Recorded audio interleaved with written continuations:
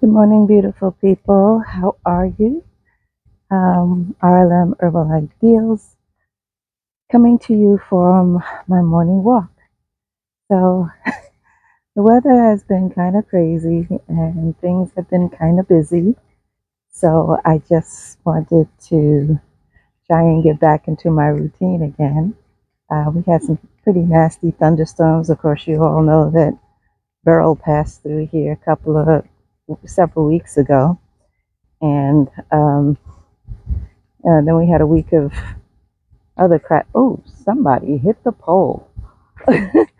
We had some other crap go on. So I'm on my morning walk today. You will be hearing cars go by. So I wanted to hop up and give a chat just a little bit for a little while as I take my morning walk. Um, just for a bit. It is beautiful out here. It's a little warm, it's a little humid, but I don't mind. Actually, sweating is good for your body. It helps you remove impurities that may be embedded in your skin. Um, Sweat helps remove those toxins. And one of the things that we want to try and do is just detox our body as naturally as possible. You know, I don't disagree that we need to just walk through a spider web. I don't disagree that we need to occasionally do our own detox. But the thing that you also have to understand is that our body is meant to detox itself. Um, One of the main things to do that with is basically drinking water. You can't eliminate your waste without having water. Water is in our cells. We are 70% water. Many of you already know that. So I'm pretty much not, darn it, this web. I'm pretty much not saying anything that you don't already know. Water is important for urination. It is how the wastes from digestion are removed from our bodies. It also includes wastes that are broken down. There we go. Broken down in our liver. That's why your urine is yellow. So you want to ensure that you're getting enough water so that we're flushing all of these toxins out of our body. Now, um, with using herbs for detox, yes, it is important, but it's equally important to choose the right herbs for you. I encourage you to get some books. If you're not working with, even if you are working with an herbalist, get some books and read about the plants that they would likely recommend you to use to detox. Um, some will just call it an overall detox. Some say it's for your liver. Some say it's for your digestive tract. Some say it's for your reproductive tract. Some say it's for your respiratory system. So whichever it is for, then they're basically targeting plants that will help that specific organ, which, it isn't a bad idea. Some people also have blood cleanses. Your blood's not dirty. It's actually sterile, but it can carry a lot of um, waste and toxins, which is why your circulatory system and your excretory system are so deeply entwined. So, what are the organs of your excretory system? We're talking about our lungs, right? We exhale carbon dioxide, which is a byproduct of metabolism. We have our liver, right? Which is the body's um, detox neutralization system. Which is one of the reasons why our livers are so important. Um, you really need to examine what you eat to determine what effect that may have on your liver. Without our liver, we can die. That's why liver transplants are so important. I'm not saying that you go out and get one, but it's important because people's livers fail, and they fail for more than one reason.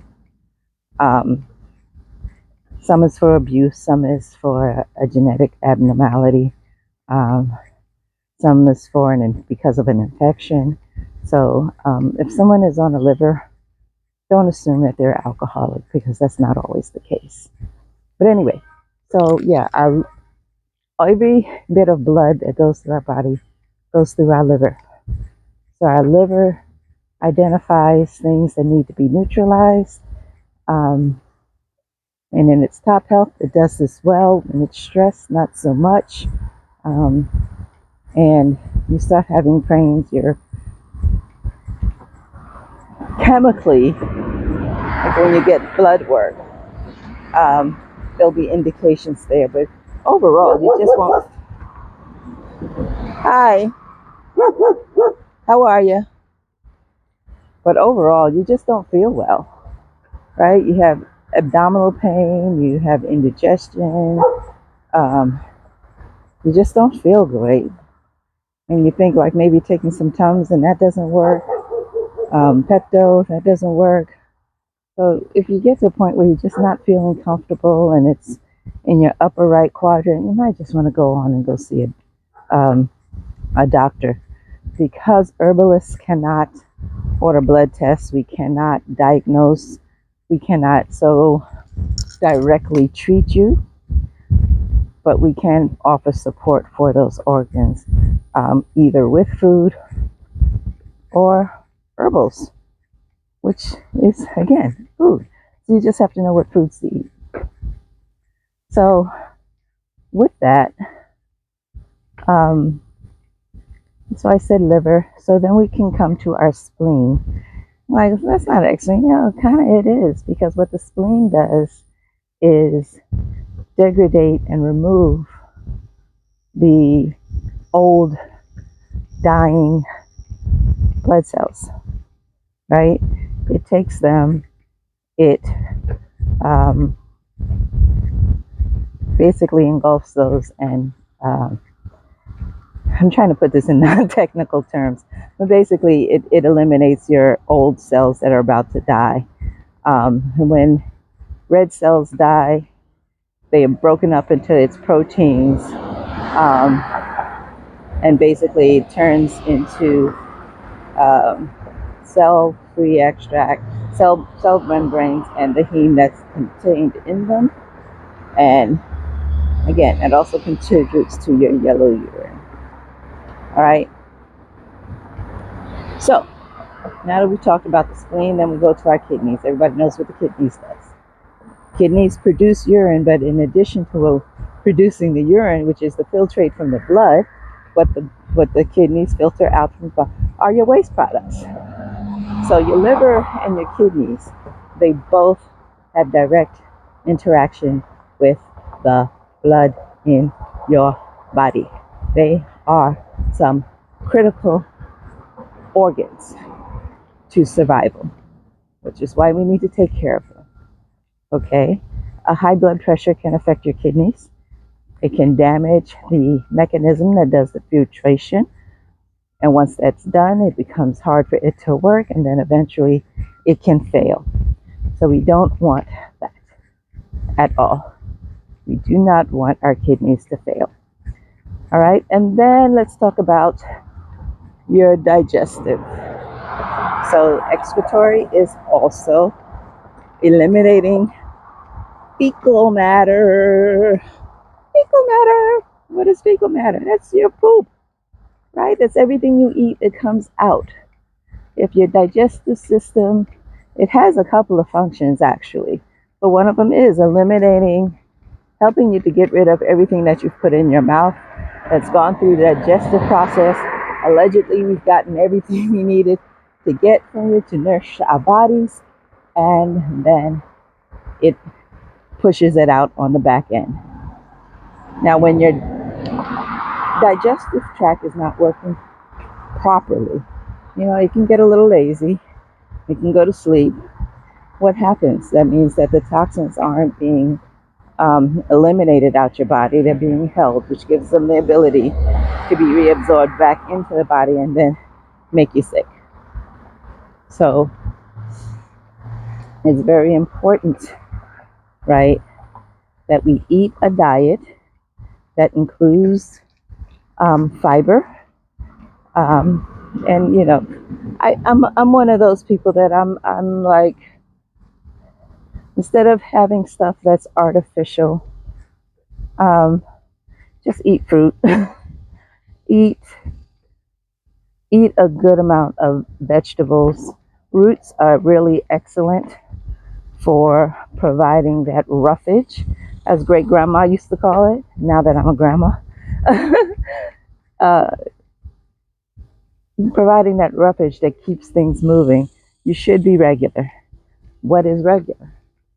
Regular is having to move your bowels generally within an hour of consuming a meal.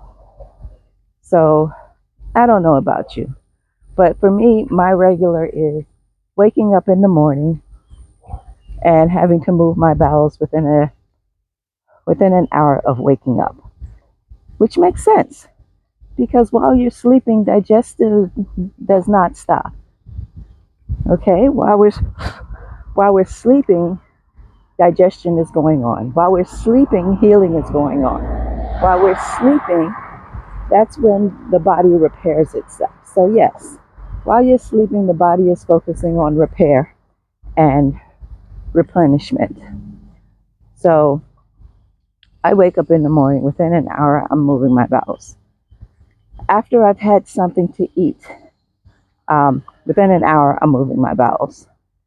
And then I generally try to move my bowels before I go to bed. Because why not? Get whatever it is that's in there out while you're sleeping to do your refresh and replenishment. Wow, this dog has survived two of mine. That's amazing. Bless his heart. So we want to ensure that we take care of that as far as being able to detox our bodies. I'm trying to keep this in plain language, not talk over anybody's head with technical lingo. So that is my soundbite for today about it's just a high level of understanding what the purpose of a detox is, and it's so that we can eliminate any toxins that we may have consumed either intentionally, what we're eating or drinking, and environmentally. There are so many more women nowadays that are having issues with their body, and I am one of them.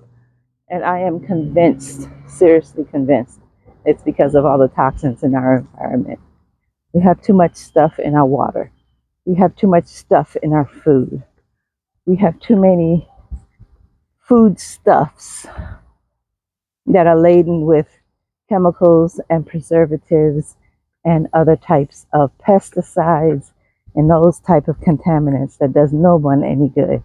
Why are our girls, they're I have a niece and a granddaughter, that became young ladies at the age of 8.